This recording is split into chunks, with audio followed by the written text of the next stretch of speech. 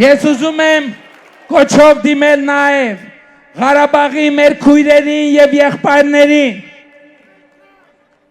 Ղարաբաղի պսևդոէլիտան եւ Հայաստանի պսևդոէլիտան տասնյակ տարիներ ձեզ պահել է պատանդի կարգավիճակում եւ այսօր էլ նրանք ուզում են ձեզ պահել պանդուխտի եւ գաղթականի կարգավիճակում։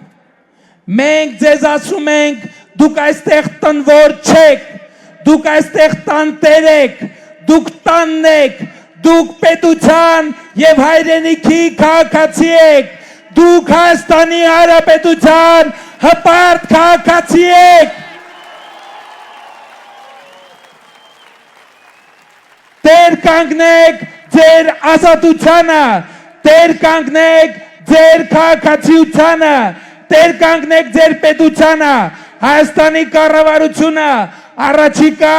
10 տարում պլանավորում է 800 միլիարդ դրամ հատկացնել, որ դուք ապրեք, տնավորվեք, արմատավորվեք ձեր հայրենիքում, ձեր պետության մեջ, Հայաստանի Հանրապետությունում եւ ուրեմն տեր կանգնեք ձեր երեխաների ապագային, տեր կանգնեք ձեր երեխաների պետությանը, Հայաստանի Հանրապետությանը,